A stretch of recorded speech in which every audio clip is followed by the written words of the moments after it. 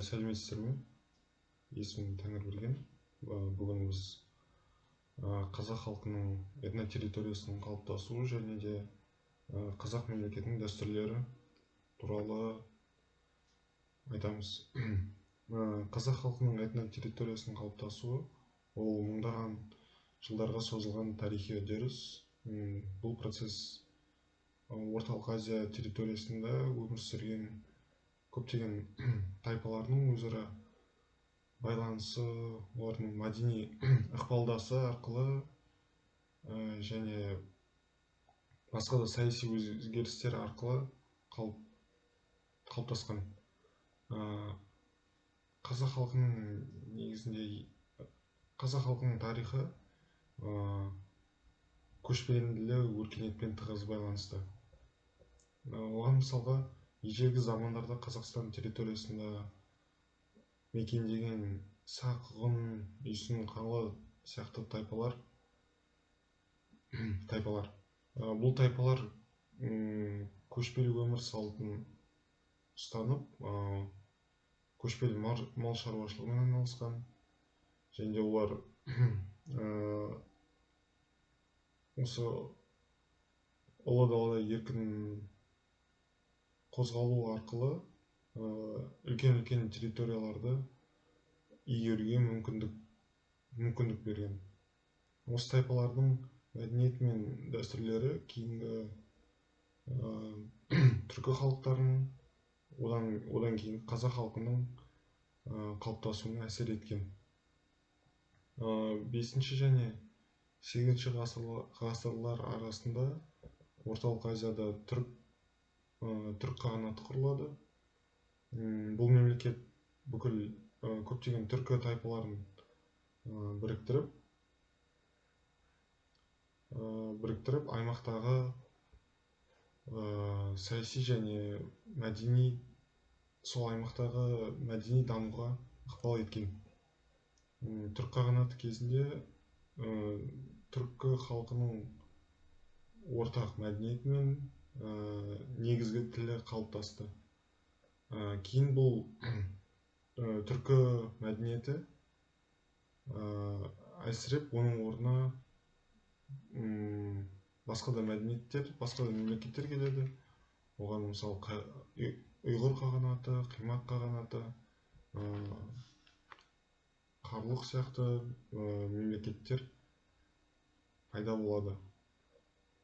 Түрік қағанаты мәдениеті ол да қазақ халқының қалыптасуына үлкен ықпал еткен. Келесі орта ғасырларда Орталық Азияның саяси картасында үлкен өзгерістерге ұшырайды. Оның басты себебі моңғол шапқыншылығы болады. 13 ғасырда Шыңғыс хан құрған Моңғол империясы көптеген шығыс тайпаларды бір мемлекет құрамына біріктіріп, осы кезеңде көптеген тайпалар жаңа шығыстан батысқа қарай жаңа аймақтарға көшіп, этникалық құрамды өзгерте бастайды. Оған мысал Жалайыр, Керей, Найман, Қоңырат сияқты тайпалар кейіннен сол шығыс батыс Моңғолиядан қазіргі Қазақстан территориясына көшіп, қазіргі қазақ халқының құрамына енді. 15 ғасырда қазақ халқының тарихында маңызды кезең болып саналады. Себебі осы ғасырдың ішінде алғашында қазақ хандығы құрылады. Керей мен Жәнібек сұлтандар бастауымен құрылған қазақ хандығы, олар тайпаларын біріктіріп, саяси және этникалық бірлігін нығайтып, қазақ хандығын қалайды. Және де осылайша қазақ халқының қалыптасу процесі аяқталады. Осы кезеңде қазақ қоғамында жүздік жүйе қалыптасады. Қазақ халқы 300-ден тұрады: ұлы жүз, орта жүз және кіші жүз. Бұл қазақ халқының тарихи территориялық құрылымын көрсететін маңызды әлеуметтік құрылым болып саналады. Әр жүз белгілі бір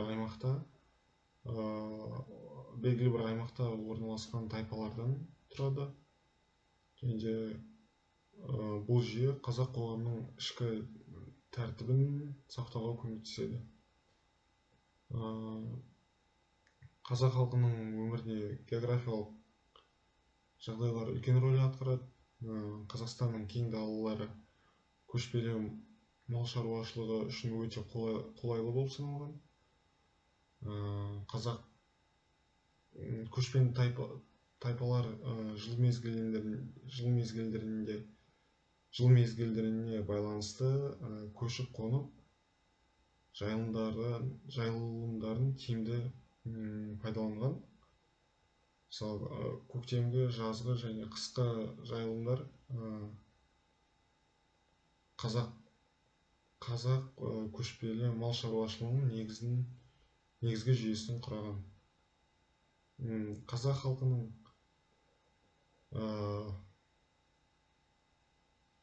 осы көшпелі шаруашылығының осы географиялық жағдайлар үшін біз қазіргі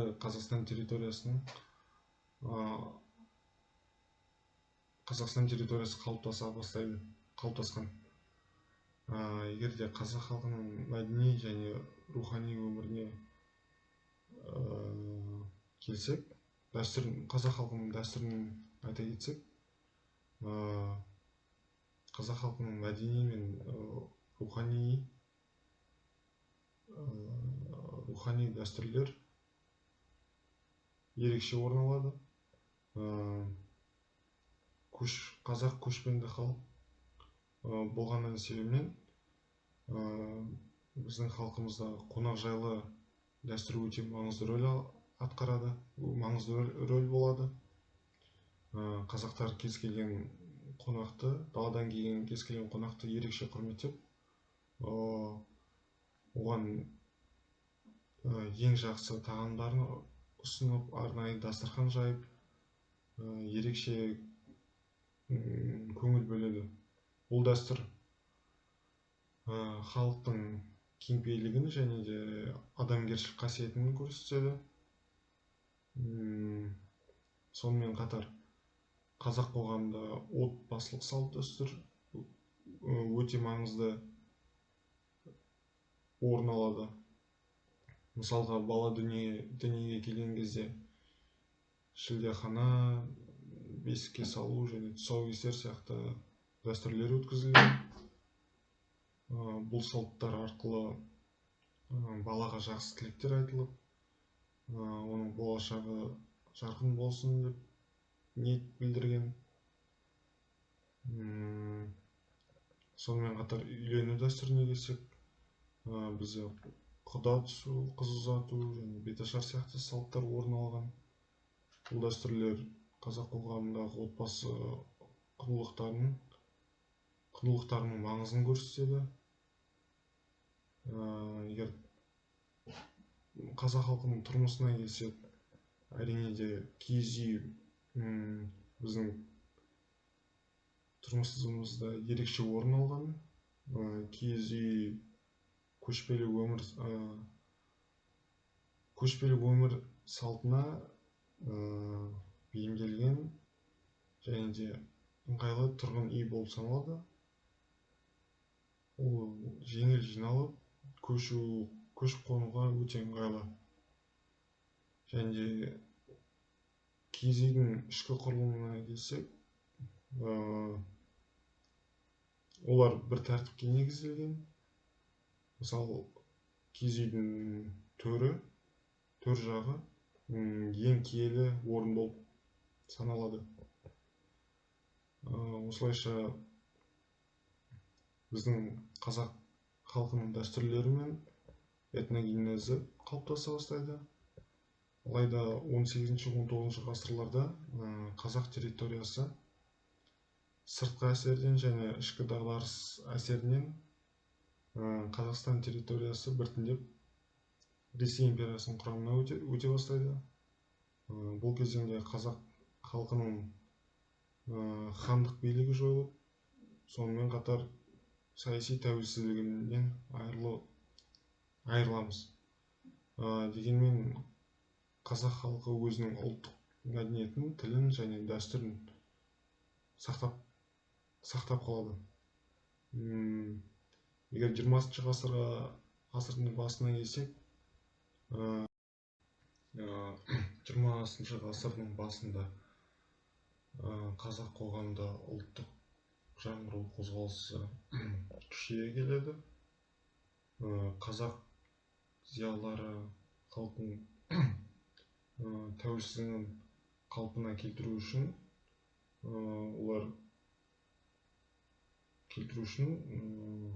күресе бастайды. Сол мезетте алаш қозғалысы пайда болады. Алаш қозғалысының жетекшілері Әлихан Бөкейхан, Ахмет Байтұрсынұлы, Міржақып Дулатов сияқты қазақ зиялылары пайда болып, солар тәуелсіздік алуға күрескен. Және де 1917 жылы шілде айында қазақ Орынбор қаласында қазақ халқының бірінші съезі өтеді. Бұл съезде алаш зияткерлері, зиялылары саяси мәселелер талқылап, ұлттық автономия құру мәселесін көтереді. Келесіне екінші съезінде осы алаш автономиясын құру туралы шешім қабылдайды. Және де 13 желтоқсанда 1917 жылы алаш автономиясы құрылып жарияланады. Және де оның төрағасы Әлихан Бөкейханов болып сайланады. Алайда алаш орда үкіметі ұзақ өмір сүрген жоқ. 1920 жылы алаш автономиясы жойылып, олар кеңес үкіметінің орнына кіреді. Солайша алаш орда қызметі тоқтатылады. Солайша кеңес одағы кезеңінде Қазақстан Қазақ кеңестік социалистік республика ретінде кіреді, құрамында болады. Және 1936 жылы Қазақстан одақтас республикасының мәртебесін алады. Кеңес одағы кезеңінде қазақ халқы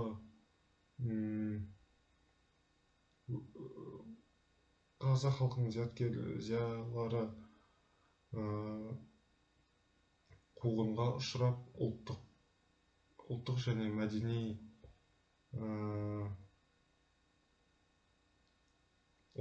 мәдениетімізден жойылуға сәл қалды.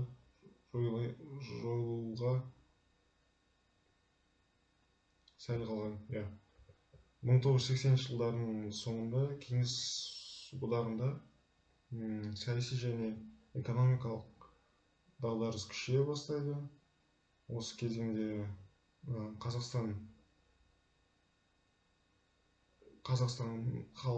халқы құр жатпай, 16-17 желтоқсанда көтеріліске шығады.